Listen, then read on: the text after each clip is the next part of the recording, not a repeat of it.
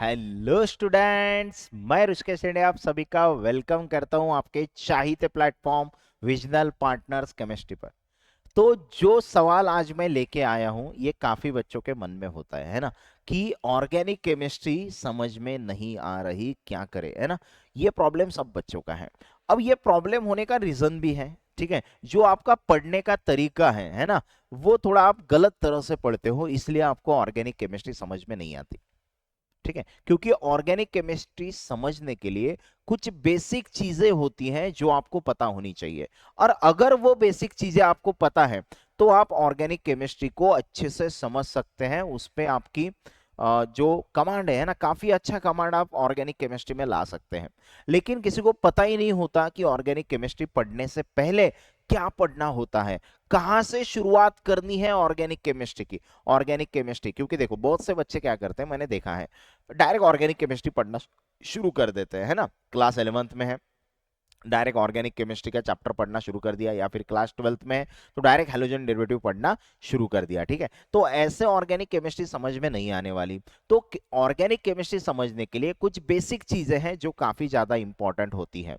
अब वो बेसिक चीजें क्या है, तो वो बेसिक चीजें ये है, उसको अब हम एक एक करके डिस्कस करते हैं ना। तो ऑर्गेनिक केमिस्ट्री समझने के लिए सबसे इंपॉर्टेंट चीज क्या है ना। तो सबसे इंपॉर्टेंट चीज देखो बच्चों, आपके कुछ चैप्टर्स है क्लास 11th के, है ना।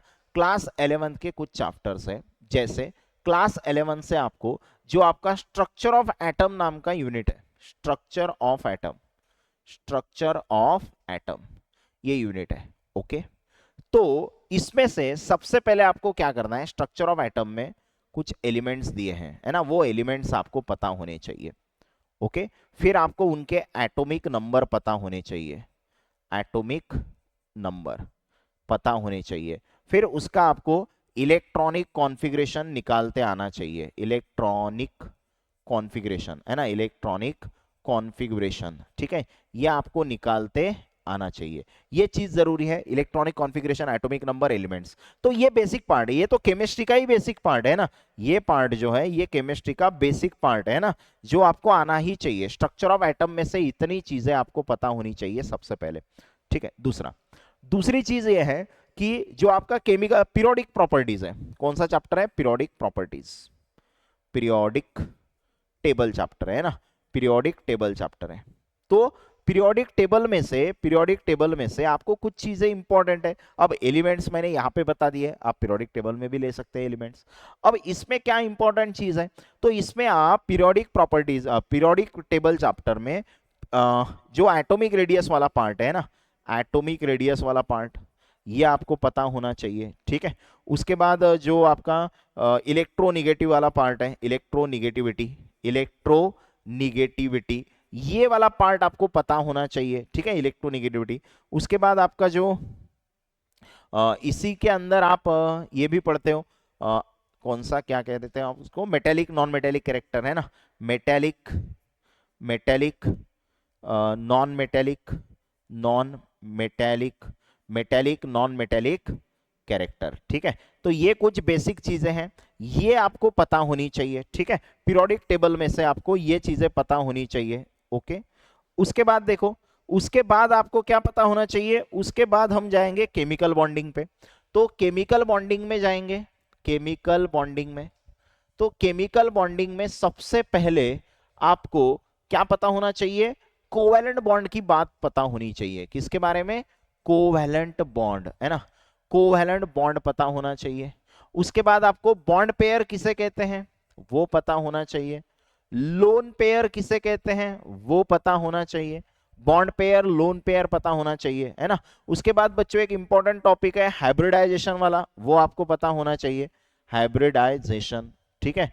ये काफी ज्यादा इंपॉर्टेंट टॉपिक है, covalent bond, bond pair, lone pair, hybridisation, ये बेसिक चीजें होती हैं जो आपको पता होनी चाहिए केमिकल बॉन्डिंग में से, है ना। अब वैसे तो पूरा चैप्टर पता है तो काफी अच्छी बात है ना, लेकिन नहीं कुछ तो इतने बेसिक बेसिक पार्ट जो होते हैं वो आपको पता होने जरूरी है, ठीक है। तो इससे इसके बाद हमने केमिकल बॉन्डिंग को इतना समझ लिया, ठीक है, केमिकल बॉन्डिंग को हमने इतना समझ लिया, ये हमें पता चल गया।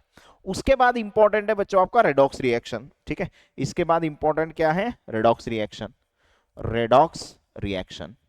अब रेडॉक्स रिएक्शन जो चैप्टर है इसमें इंपॉर्टेंट है ऑक्सीडेशन क्या होता है, ठीक है। उसके बाद इंपॉर्टेंट है रिडक्शन क्या होता है, ऑक्सीडेशन क्या है, रिडक्शन क्या है, ऑक्सीडाइजिंग एजेंट क्या होते हैं, ऑक्सीडाइजिंग एजेंट क्या होते हैं, उसके बाद रिड्यूसिंग एजेंट क्या होते हैं, रिड्यूसिंग एजेंट क्या होते हैं, ठीक है। इनकी भी आपको थोड़ी बहुत जानकारी होनी चाहिए, ठीक है, ऑर्गेनिक केमिस्ट्री समझने के लिए ये भी जरूरी है बच्चों, है ना। तो ये कुछ बेसिक बेसिक पार्ट है 11th में से। और यहां से आपको क्या पता होना चाहिए, क्लास 11th का ही एक मैं यहां पे ऐड कर देता हूं।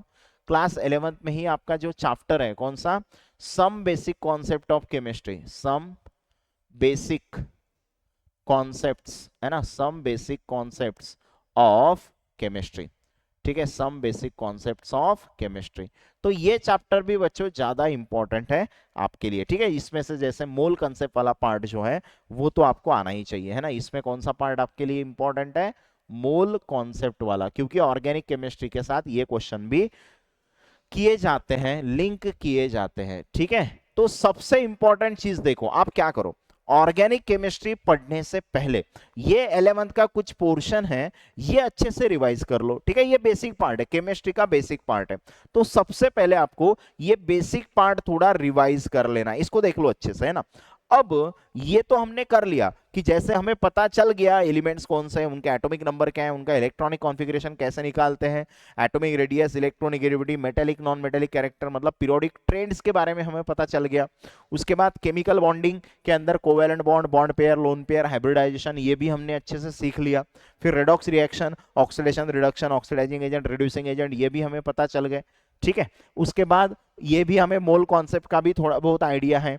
अब इतना अगर आपको आता है तो आप अभी प्रिपेयर्ड हो ऑर्गेनिक केमिस्ट्री पढ़ने के लिए, ठीक है।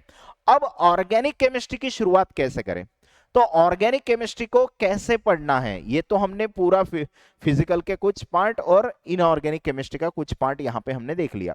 इसके बाद ऑर्गेनिक की शुरुआत करनी होती है ना, पहले ऑर्गेनिक नहीं पढ़ना है, पहले फिजिकल के कुछ चैप्टर पढ़ने हैं, उसके बाद इनऑर्गेनिक के कुछ चैप्टर पढ़ने हैं, और उसके बाद बच्चों आपको ऑर्गेनिक पे जाना है। और अब ऑर्गेनिक को कैसे पढ़ेंगे वो देखते हैं। अब ऑर्गेनिक को कैसे पढ़ना होता है, तो ऑर्गेनिक पढ़ने के लिए अभी आपका क्लास 11th का ही पहला चैप्टर है बच्चों, कौन सा वाला, क्लास 11th का पहला चैप्टर है आपका ऑर्गेनिक वाला, जिसमें हम बात करेंगे some basic principles, some basic principles, some basic principles of organic chemistry, है ना, some basic principles of organic chemistry. ये सबसे पहला हमारा चैप्टर है, ओके। इससे शुरुआत करनी होती है केमिस्ट्री की, है ना। मतलब आप डायरेक्ट हैलोजन डेरिवेटिव स्टार्ट नहीं कर सकते, आपको पहले basic principle of organic chemistry पता होना चाहिए। इसमें सबसे पहला पार्ट आता है basics of organic, basics of organic, ठीक है, ऑर्गेनिक के कुछ बेसिक्स हैं। उसके बाद यहां पे पार्ट आता है नेमिंग वाला, मतलब कॉमन नेमिंग। उसके बाद किसका पार्ट आता है, कॉमन नेमिंग। उसके बाद जो पार्ट आता है वो होता है आईयूपीएसी नेमिंग वाला, आईयूपीएसी नेमिंग, इसको पढ़ना है। अब नेमिंग वाला पार्ट आपने पढ़ लिया, ठीक है। उसके बाद आपको जाना है कहां पे, जीओसी पे। कहां पे जाना है, जीओसी, जनरल ऑर्गेनिक केमिस्ट्री। अब जनरल ऑर्गेनिक केमिस्ट्री में क्या क्या पढ़ना होता है, तो जनरल ऑर्गेनिक केमिस्ट्री में कुछ इलेक्ट्रॉनिक इफेक्ट्स होते हैं, ठीक है। अब क्या क्या पढ़ना होता है इसमें, तो इसमें आपको पढ़ना है जैसे रिजोनेंस, है ना, इसमें क्या पढ़ना है आपको, रिजोनेंस। उसके बाद आपको पढ़ना है हाइपर कॉन्जुगेशन, हाइपर कॉन्जुगेशन, ठीक है, हाइपर कॉन्जुगेशन। उसके बाद आपको पढ़ना होता है इंडक्टिव इफेक्ट, क्या पढ़ना होता है, इंडक्टिव, इंडक्टिव इफेक्ट्स, ठीक है। इसी के अंदर के ये पार्ट्स है बच्चों। उसके बाद और क्या पढ़ना है आपको, तो उसके बाद आपको पढ़ना है बच्चों, जीओसी के अंदर ही देख रहे हैं हम, जीओसी के अंदर ही आपको क्या पढ़ना है, जीओसी के अंदर ही आपको कार्बोकैटायन क्या होता है, उसके बाद कार्बन आयन क्या होता है, कार्ब एनायन क्या होता है, उसके बाद फ्री रेडिकल क्या होता है, फ्री रेडिकल क्या होता है, ठीक है। उसके बाद हमें बात करनी है इलेक्ट्रोफाइल की, इलेक्ट्रोफाइल। उसके बाद हम बात करते हैं इसमें न्यूक्लियोफाइल की, इलेक्ट्रोफाइल की बात करते हैं, न्यूक्लियोफाइल की बात करते हैं ना, ये काफी इंपॉर्टेंट चीज है। उसके बाद एक और चीज आती है बच्चों इसमें, होमोलाइटिक फिजन, हेट्रोलाइटिक फिजन, है ना, होमोलाइटिक होमोलाइटिक फिजन, है ना। उसके बाद इसमें आपको पता होना चाहिए हेट्रोलाइटिक फिजन, हेट्रोलाइटिक फिजन, ठीक है, होमोलाइटिक फिजन, हेट्रोलाइटिक फिजन, ये चीज हमें पता होनी चाहिए जीओसी कॉन्सेप्ट के अंदर, ठीक है। और उसके बाद एक और कॉन्सेप्ट आता है, कौन सा आपका, एक और कॉन्सेप्ट कौन सा आता है, आइसोमेरिज्म वाला, है ना, आइसोमेरिज्म। तो ये आइसोमेरिज्म वाला पार्ट आपको पता होना चाहिए, ठीक है। तो इतनी चीजें अगर आपको पता चल गई तो अभी आप प्रिपेयर्ड हैं ऑर्गेनिक केमिस्ट्री पढ़ने के लिए, है ना। अभी तक आप प्रिपेयर्ड ही नहीं थे ऑर्गेनिक केमिस्ट्री पढ़ने के लिए, जब तक आप इतना कंप्लीट नहीं कर लेते आपका पोर्शन, अब आप प्रिपेयर हो जाएंगे ऑर्गेनिक केमिस्ट्री पढ़ने के लिए। तो अब आप ऑर्गेनिक केमिस्ट्री को अच्छे से पढ़ सकते हैं, ठीक है। तो अभी तो चैप्टर का सीक्वेंस आपको पता ही है। अब ये होने के बाद आप स्टडी करो किसको, हाइड्रोकार्बन को, किसको, हाइड्रोकार्बन्स। ओके, इसके बाद आप हाइड्रोकार्बन्स को पढ़ो। तो हाइड्रोकार्बन्स के अंदर भी अलग अलग पार्ट है ना, जैसे अल्केन है, उसके बाद अल्कीन है ना, अल्केन है, अल्कीन है ना, उसके बाद अल्काइन है, ये पढ़ो आप, अल्केन, अल्कीन, अल्काइन। उसके बाद आपको पढ़ना है, उसके बाद आपको क्या पढ़ना है, एरोमेटिक हाइड्रोकार्बन्स, है ना, एरोमेटिक हाइड्रोकार्बन्स को पढ़ो, ठीक है, एरोमेटिक हाइड्रोकार्बन्स, ये सीक्वेंस ब्रेक नहीं होने देना है आपको।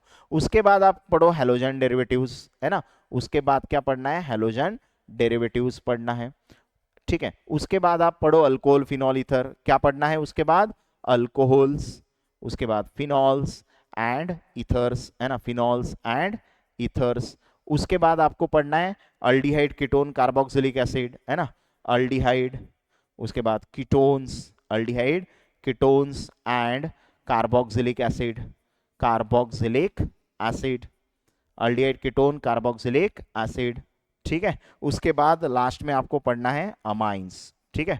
ये सीक्वेंस आपको ब्रेक नहीं होने देना। और इसके बाद बच्चों आप पढ़ सकते हैं आपका बायोमोलिक्यूल, इसके बाद आप क्या पढ़ो, बायोमोलिक्यूल्स, बायोमोलिक्यूल्स। और उसके बाद आपको पढ़ना है आपका पॉलीमर्स,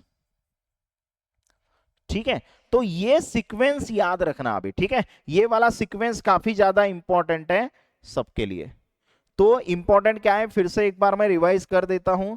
इंपॉर्टेंट क्या है, सबसे पहले क्लास 11th में से ये टॉपिक अच्छे से प्रिपेयर कर लो, कुछ मोल कॉन्सेप्ट वाला पार्ट, स्ट्रक्चर ऑफ एटम वाला कुछ पार्ट, कुछ पीरियोडिक टेबल वाला, कुछ केमिकल बॉन्डिंग वाला, कुछ रेडॉक्स रिएक्शन वाला। ये होने के बाद आपको क्लास 11th का ही some basic principle of organic chemistry, ये पूरा चैप्टर पढ़ना है, वेरी वेरी इंपॉर्टेंट है ना, ये आपके लिए वेरी वेरी इंपॉर्टेंट है, वेरी वेरी इंपॉर्टेंट है ना, ये काफी ज्यादा इंपॉर्टेंट है, इसको अच्छे से कर लेना। एक बार आपने ये पार्ट अच्छे से कर लिया तो ये जो अगले ऑर्गेनिक केमिस्ट्री के चैप्टर्स हैं, ये सारे चैप्टर्स आपको आसान लगने लगेंगे, ठीक है।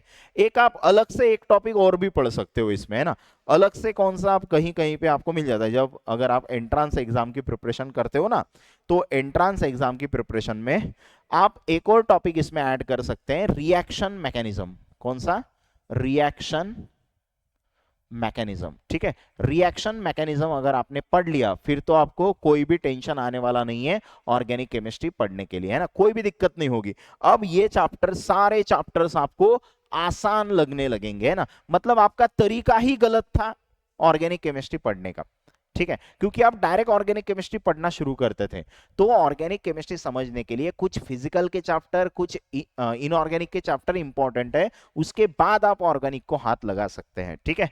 अब आपको ये पार्ट, बेसिक वाला पार्ट आ गया, तो अब आप basic principle of organic chemistry पढ़ लीजिए अच्छे से, उस पे अच्छे से क्वेश्चन सॉल्व कीजिए, सारे कॉन्सेप्ट क्लियर कर लीजिए। और कॉन्सेप्ट क्लियर करने के बाद आपको मेन चैप्टर्स को हाथ लगाना है, तब तक मेन चैप्टर्स को हाथ लगाना नहीं है, है ना। तो इस तरह से पढ़ाई की जाती है ऑर्गेनिक केमिस्ट्री की। और इसके अलावा भी आपको कुछ डिफिकल्टी है तो कमेंट में मुझसे पूछ सकते हैं, और कोई और टॉपिक पे आपको डिफिकल्टी है तो वो भी आप मुझे कमेंट में बता दीजिए, हम उसको भी जरूर डिस्कस करना पसंद करेंगे, ठीक है। चलो, तो आज का सेशन हम यही एंड करते हैं बच्चों। और वीडियो आपको अच्छा लगे तो जरूर लाइक कीजिए, शेयर कीजिए आपके दोस्तों के साथ। चैनल को सब्सक्राइब नहीं किया है तो सब्सक्राइब कर लीजिए, मतलब आने वाले वीडियोस की नोटिफिकेशन आपको मिलती रहेगी। ओके, पढ़ाई करते रहो, बाय बाय।